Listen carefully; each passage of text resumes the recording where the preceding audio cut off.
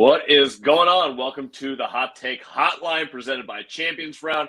If you have a hot take, we are the place to talk about it. We are the place to send that hot take to. All you have to do is text us 310-564-7176.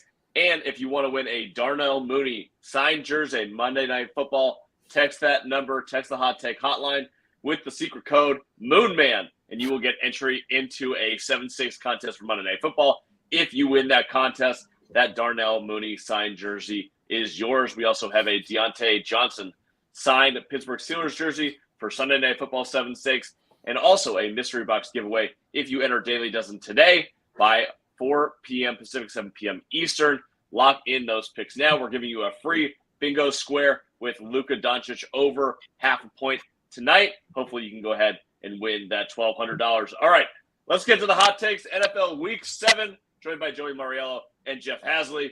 Let's rock into it. I'm starting off with the new king himself. Joey, I anticipate a Miami Dolphins hot take probably coming down the way.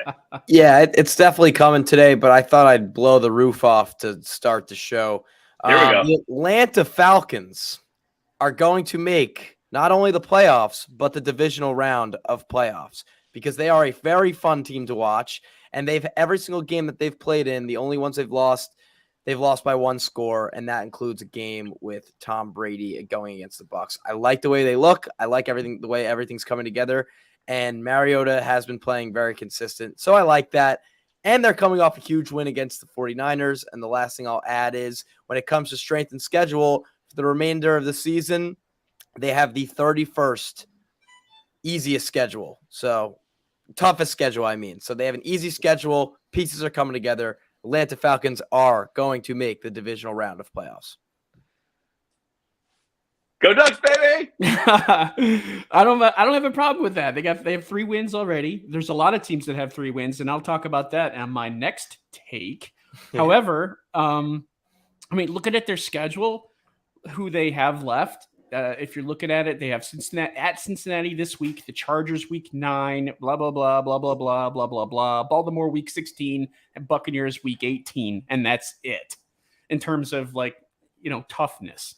So that's not bad. And especially that they can do all of this so far without Cordero Patterson, who's out with that meniscus knee injury. Hopefully he'll be back in the next 2-3 weeks or so. But for them to do all of that so far, and also without Kyle Pitts turning in a healthy card, that's pretty impressive. So I think they've kind of overachieved a little bit, but they're in position, and I think they're building and growing with confidence for every win that they get. Any game that they play, they feel like they can win. So I kind of like that. That's a good hot take. I like it. Start off spicy. Week 18, Sunday Night Football against the Bucs.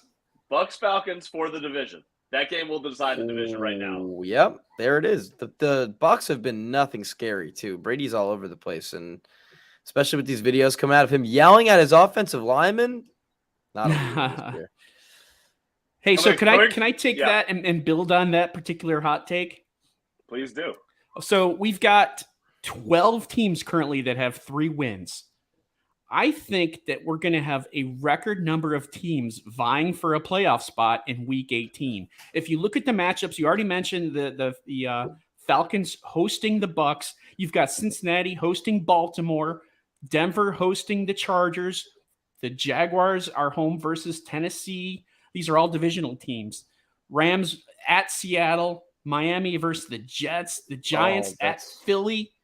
San Francisco versus Arizona, any one of those is huge. And I just listed, eight games in Week 18 that could have potential playoff deciding implications here. So I think there's going to be a ton of stuff going on in Week 18 for if you win, you're in, or if this team wins and you win, you're in. It's going to be amazing. It's going to be bonkers and bananas, and I'm ready for it. Oh, yeah. I love it. I'm very unsure about Atlanta, as much as I want to be excited about Mariota and that run game. And the run game is really, really creative, and I think that Arthur Smith is doing a great job. What do you guys think about their defense? Because I feel like they're playing way above their head and getting really lucky right now. And at some point, I feel like the wheels are going to fall off, but maybe I'm wrong. I mean, you have a good defensive line that's getting a good push right now. A.J. Terrell has obviously been great, although he limped off against the 49ers. So I'm not sure the status there. I just don't trust that defense enough. And if Mariota's not going 13 of 14, it's tough to see that with a big passing game. Even Mariota last week, when I thought that he was phenomenal against the 49ers, he only threw for like 130 yards in that game. It feels unsustainable to me, but maybe I'm wrong. Well, they're tied for second lowest in the league in sacks with 8. So that's a problem. You always want to have a pass rush, and if they can't get a pass rush going, then it's going to be difficult to get pressure and to make quarterbacks throw ill-advised passes and get turnovers. So that is a little bit of a concern, I think. But I think in certain games, their defenses kind of showed out pretty much at times and kind of helped them with deciding how the game script is going to go for that particular game. So I don't know. They're work in progress, I think, and it'll be interesting to see what happens here in the next coming weeks. Yeah, and I don't think anyone would have thought that Atlanta would be in these games that they've either won or came close to. I know Mariota, he went 13 for 14, 130 yards, and then on the ground, he's running for 6 rushes, 50 yards, and a touchdown. So it's good to see him coming together. As for the D-line, they've been playing great. They're 9th in the league for run defense. Problem is, like you said, Jason, their secondary is getting torched. They're 31st. So if they can be more sustainable and they could actually clean that up, then we're looking at a team with some serious potential based off what we've seen so far. All right. I got a hot take for us. It involves firing coaches, which is my favorite subject. Your favorite. I think that there are 2 games this weekend in which if the coach does not win the game, they will be fired.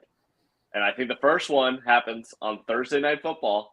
If the Arizona Cardinals do not win, bye-bye Kliff. Bye, Kliff. And the spicier one, and this is really, really spicy, if the Denver Broncos lose to the New York Jets, I think Nathaniel Hackett is gone. I think it's over for him in Denver. Ooh, I like that. I mean, Hackett hasn't done anything yet, but and I'm not sure if we can blame Russell Wilson's struggles on Hackett. I don't think so. I think that's on Russ. He's not cooking. He's got raw food right now. He's not doing anything. But yeah, Hackett, he just can't seem to hack it, can he? I mean, it's embarrassing to watch this Broncos team. I've never seen a coach that needs Imodium more on the sidelines than Nathaniel Hackett, because he just looks like he's got bubble guts all over the place, just poop running down his leg trying to coach these teams. Guy needs to stop his bowel movement. It's just disgusting out there. Oh man, Joey, any comments? I mean, I think Kliff should have been fired weeks ago if they didn't squeak out some wins, but I'm very on board with the Hackett firing. He's single-handedly blown some games for the Broncos this year. We know that. And although Russ has been playing terrible, I feel like Hackett's been getting just as much hate on social media all around. People are really starting to notice that the play calling, just about everything has been horrible in Denver. And if you lose to the Jets, and I know the Jets are 4-2, bizarre.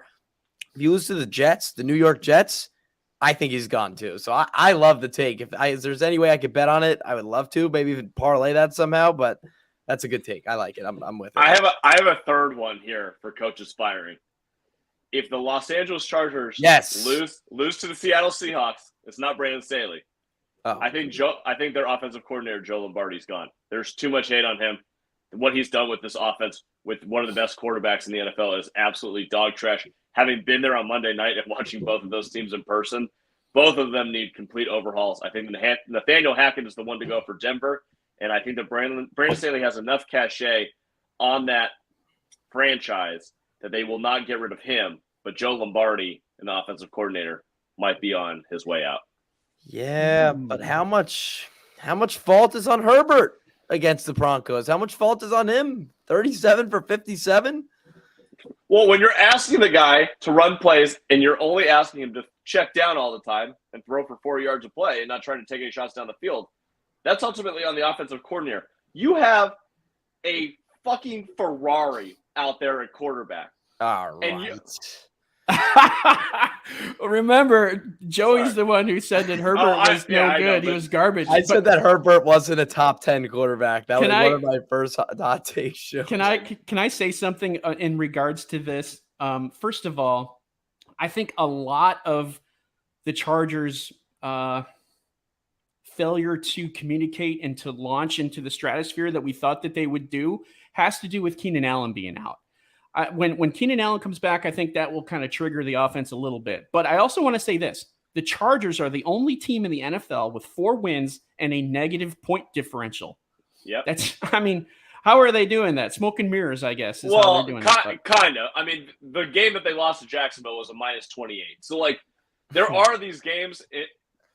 I have a tough time with that stat because I think on the whole, if you look at it after the course of the season through 17 weeks, 18 weeks, that stat makes a lot of sense. I think that in a short sample size, like 6 games, you can lose a game, 45-0 and be 5-1 and be playing well and still have a negative point differential. Like, it means more as you go further, but I do understand their defense has been trash. Their offense is not putting up enough points to be a 4-2 type of team. Look at the last 2 weeks. They won by 2 in Cleveland, and then they win in overtime. They win by 3.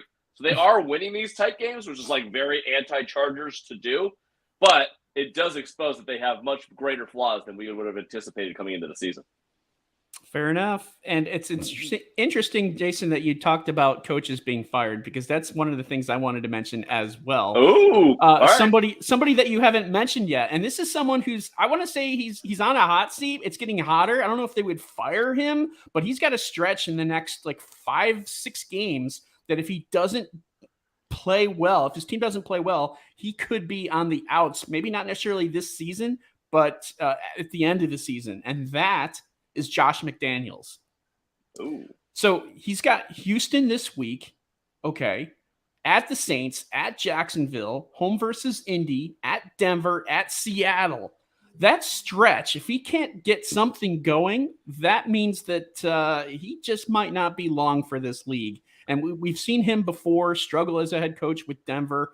Maybe he's just one of these guys who's a better coordinator than he is a head coach, Wade Phillips.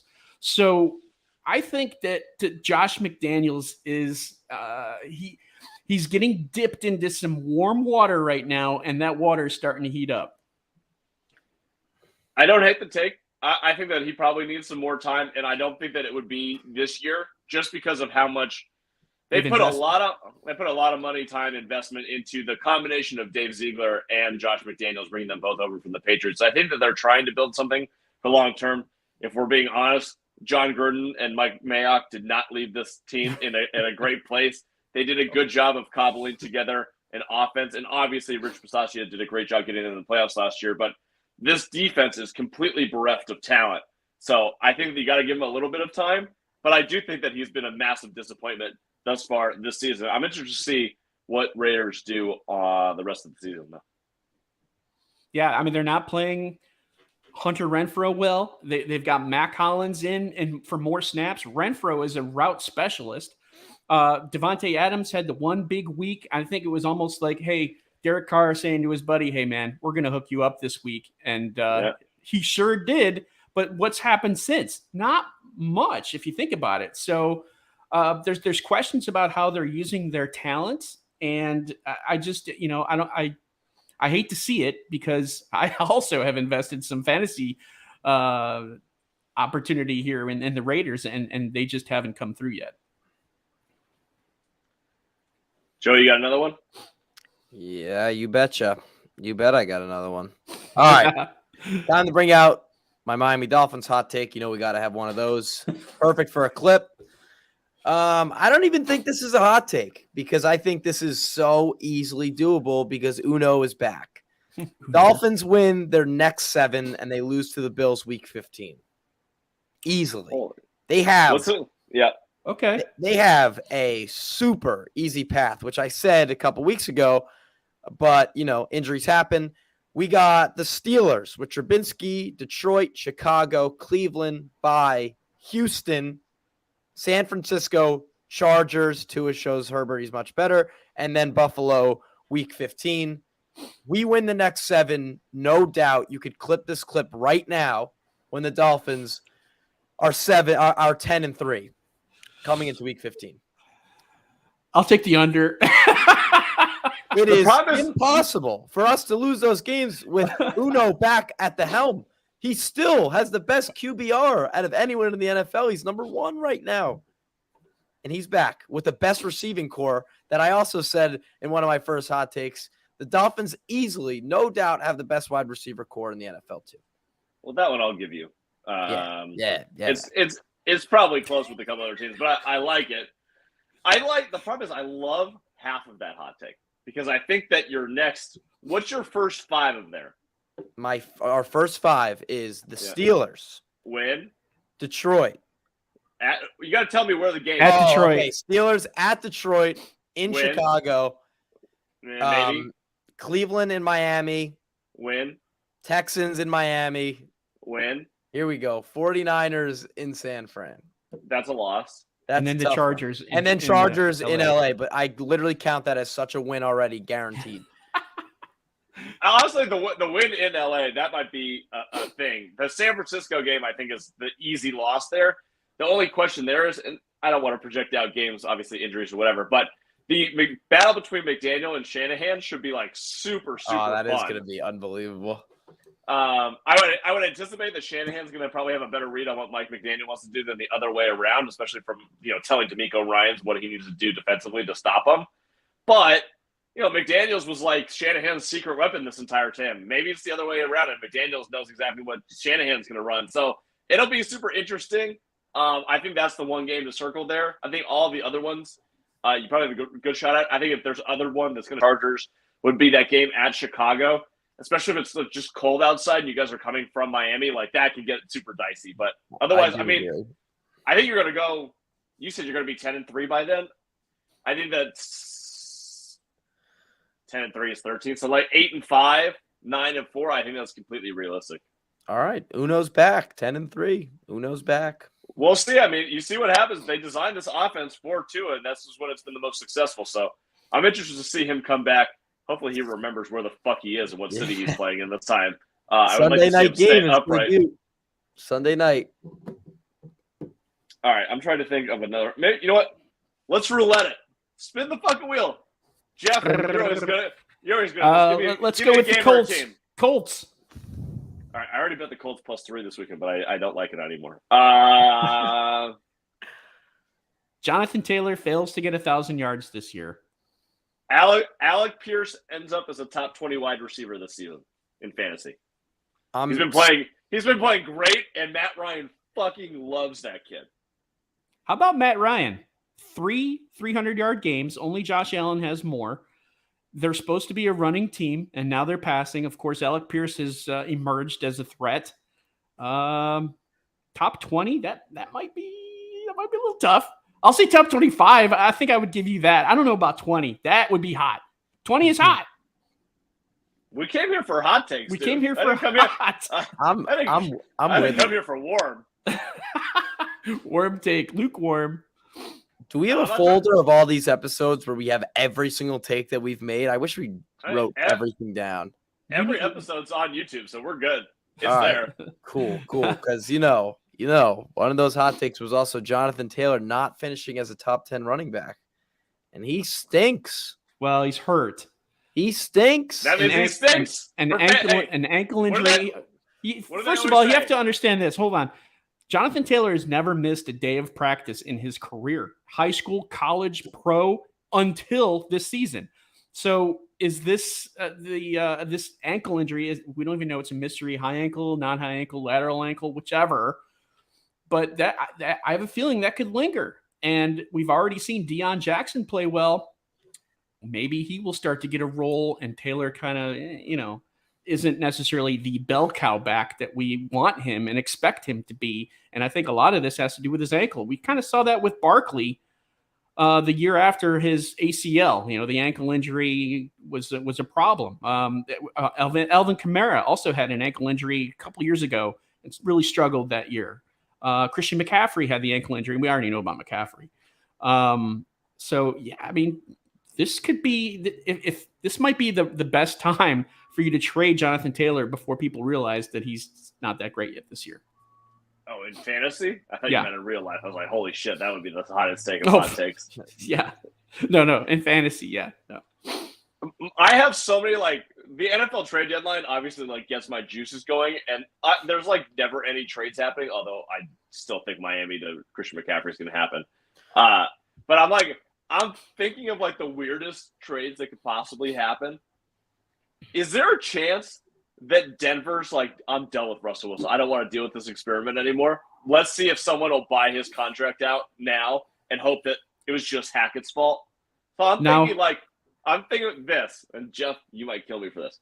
A team that has never had a quarterback, has been looking for one. Maybe they take a shot. Maybe he doesn't cost that much right now, other than financially. David Tepper's got a lot of fucking money. Don't go there. I love that take, but I hate it at the same time because I think that something's wrong with Russ. And I just hope that David Tepper doesn't see this or someone put it in his ear because that totally sounds like something that Carolina would do. They bent over backwards to try to get Deshaun Watson. They did everything that they could earlier in the season to potentially get Wilson. However, his mind was made up. He's not going to Carolina. He's going to Denver. And they tried the same thing for Matthew Stafford the year before. Yeah, right. Stafford is the big one. You're right. They're desperate at quarterback. They've spent $70 million plus over the last, since 2018 on quarterbacks that have done nothing. Now they're on their fourth string quarterback this year in terms of starters. I mean, if Jacob Eason has to start this week, you're looking at the fourth starter for Carolina this year at quarterback, and they're inept. When was the last time Carolina drafted a quarterback? Well, that was Matt Corral in the third round. No, like a real quarterback. Yeah, when was the last time Carolina drafted a first round quarterback? It was Cam Newton. It was Cam. Newton. Yeah, it was Cam, and they drafted Will Grier, also third rounder. But yeah, they didn't even try to draft even like a fourth, fifth, sixth round quarterback during the Cam Newton era. And maybe, we've seen this before where teams will draft a third round quarterback, Kirk Cousins, Jimmy Garoppolo, that kind of thing, where they turn into someone. Or was Garoppolo second round? I don't remember. But Garoppolo second round. But Carolina has not done that. They have struggled mightily at the quarterback position. You can blame Matt Rule. You can blame Scott Fitterer. You can blame the stars in their aligning. So, I mean, I have no idea. But something needs to be done. However, there's a chance that they could potentially get that number 1, number 2, number 3 pick in the next year's draft and potentially get that quarterback there. That's what's going to end up happening. You guys don't have enough picks to trade away for Russell Wilson. I just think that's kind of a funny idea. And I do think that if you're in the Denver front office right now, you have to at least have the conversation of maybe we've made a giant mistake with Russ. We're paying him for 7 years and $245 million. Maybe we can get out of this deal now. We've already paid what we've paid. Sunk costs. Maybe we can get back a second-round pick, and we have to eat $30 million of the contract. And, we'll restart over. It's fine. It was a mistake. Everyone would have traded for Russell Wilson, too. Not that big of a deal. We'll get a new head coach. Hopefully we'll find a quarterback and whatever, instead of having to deal with this mess. Can they trade for Pete Carroll? That'd be funny. I don't know that there's that many teams out there that would even in the offseason, be interested in Russ at this point. But I do think that they have to have the conversation already, which has to suck for their general manager and new owners of the Walton family to be like, oh man, we already have to get rid of our big investment. Kind of tough. I mean, you could see it on the faces of the fans watching their team just implode. Oh, they're done with him. Everyone's done with him. They're that one meme of the guy who's just like, well, I can't wait. Where's my camera? He's just like, the Yankee fan. That guy.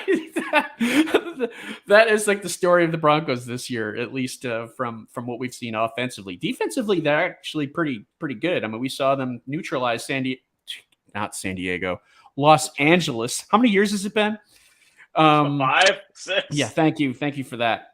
But yes, offensively, no, not there. All right. Anybody got any final hot takes? That's all I got. Dolphins blow out the Steelers. Just the fact that the under has won on every single game 61% of the time this year. And in the 11 games where that line has been 8 or more, the under is won 7. So, yeah, that's something to think about. It's going to change at some point. At some point. It's got to those flip. unders until then. It's going to flip at some point. Yeah. All right, guys. That does it for Hot Take Hotline. Remember to text us 310-564-7176 with the code MOONMAN to get into our 7 stakes contest for Monday Night Football. Win that Darnell Mooney jersey. Mystery box giveaway if you enter Daily Dozen. Send us a screenshot tonight. And Sunday Night Football 7 stakes Deontay Johnson signed jersey. Stay locked in to all of our social media accounts for more information on all of those giveaways. And also go watch Gambling with Gold that just came out on YouTube right now, episode 112, our early best bets for week 7. Until then, Joey, Jeff, thank you for joining me. Good luck with your bets this weekend. Talk to you guys soon. See ya. See ya.